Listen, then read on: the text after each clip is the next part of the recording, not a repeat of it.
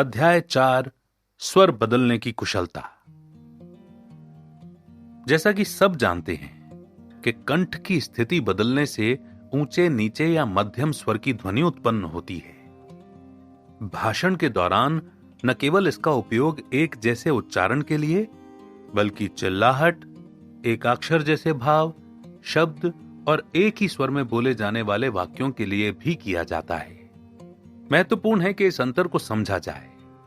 एक दक्ष वक्ता न केवल लगातार उपयोग में आने वाले शब्दांश, बल्कि भाषण के अलग शब्द और शब्दों के समूह को विभिन्न स्वर से अलंकृत करता है।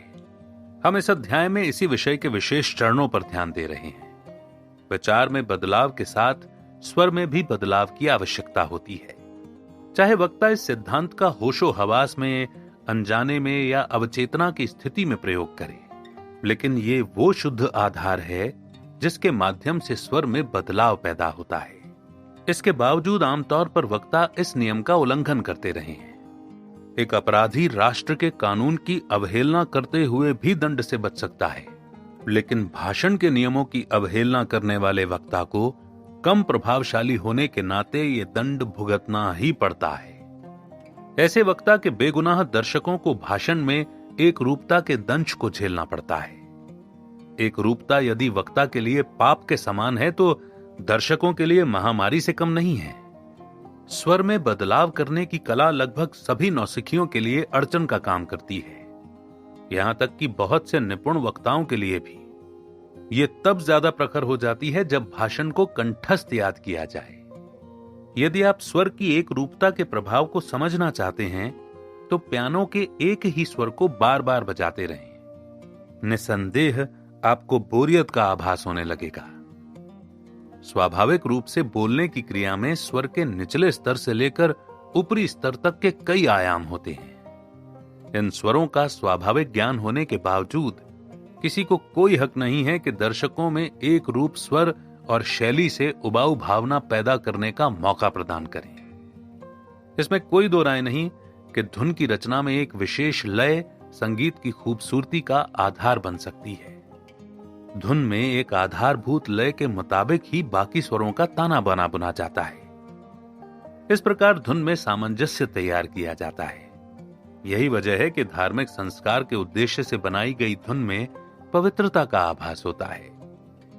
लेकिन सार्वजनिक तौर पर भाषण देने वाले वक्ता को एक रूपता से बचना चाहिए, क्योंकि भाषण का एक जैसा ढंग ऊब पैदा करता है।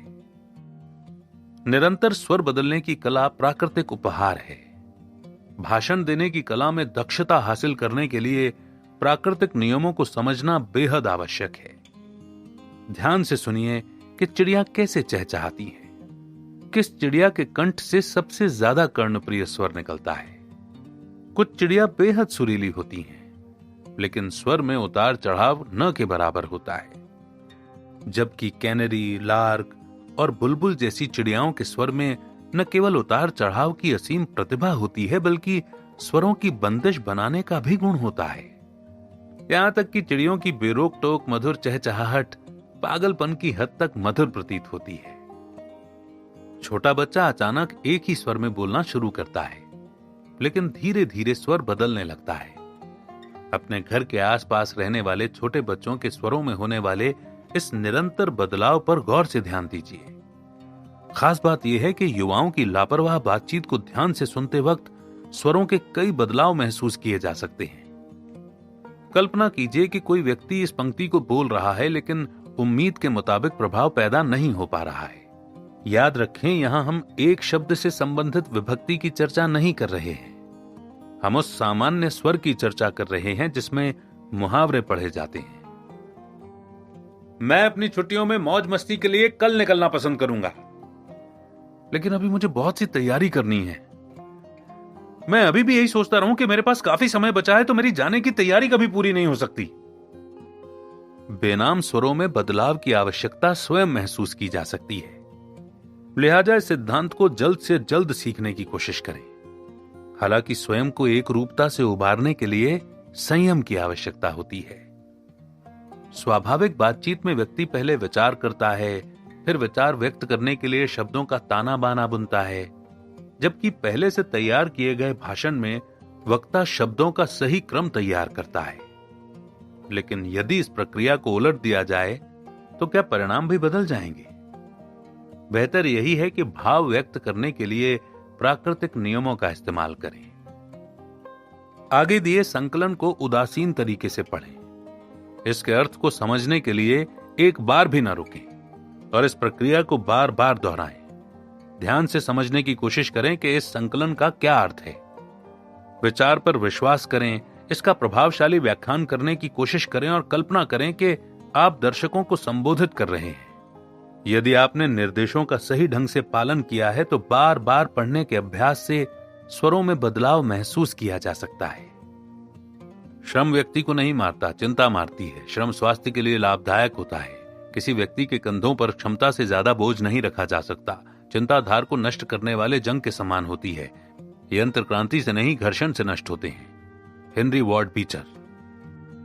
अब विचार पर विश्वास करें और इसका प्रभावशाली व्याख्यान करने की कोशिश करें और कल्पना करें कि आप दर्शकों को संबोधित कर रहे हैं। श्रम व्यक्ति को नहीं मारता, चिंता मारती है। श्रम स्वास्थ्य के लिए लाभदायक होता है।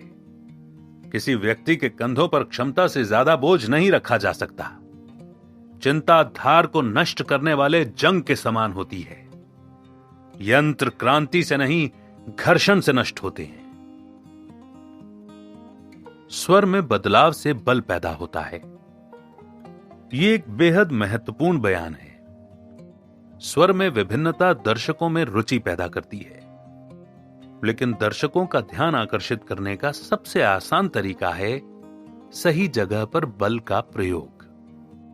महत्व देने योग्य शब्द या वाक्य पर सही एवं सटीक बल देना बेहद जरूरी होता है। एक महान विरोधाभास सदा ध्यान आकर्षित करता है। शिकागो के शोर शराबे वाले इलाके के मुकाबले सहारा के शांत इलाके में तोप की गूंज ज्यादा भीषण प्रतीत होती है। इसे विरोधाभास का सटीक उदाहरण माना जा सकता है। कांग्रेस आगे क्या करने वाली है? मुझे नहीं पता। भाषण के दौरान अचानक स्वर में बदलाव और वाक्य विशेष पर दिए गए जोर के जरिए वक्ता सवाल की गंभीरता को दर्शाता है। इस गंभीरता को दर्शाने के लिए पहले इस्तेमाल की गई विधि को अगर उलट दिया जाए तो भी समान प्रभाव पैदा होगा। बस गंभीरता में थोड़ा बदलाव दर्शाना होगा। दोनों विधियों का कुशलता से उपयोग किया जाए तो बेशक समान परिणाम हासिल किए जा सकते हैं। अधिकतर वक्ता बेहद तेज स्वर में बोलते हैं। शेक्सपियर के मुताबिक शीतल, नम्र और मंद आवाज महिलाओं का उत्तम गुण है। इसका महत्व पुरुषों के लिए भी कम नहीं है। सशक्त आवाज के लिए न तो उसका भारी होना जरूरी होता है और ना ही बेहद नम्र होना। अंततः स्वर में विभिन्नता लाने के लिए कई और महत्वपूर्ण पहलुओं पर ध्यान देना जरूरी है। ऊंचे स्वर में गाएं, फिर स्वर को धीमा कर लें। इसी तर्ज पर गाते समय स्वर को घटाते बढ़ाते रहें। स्वर बदलने की इस कला का बोलते समय भी अभ्यास करें। भाषण के दौरान हल्के, मध्यम एवं ऊंचे स्वर का इस्तेमाल स्वयं की रुचि और पसंद के मुताबिक होना चाहिए।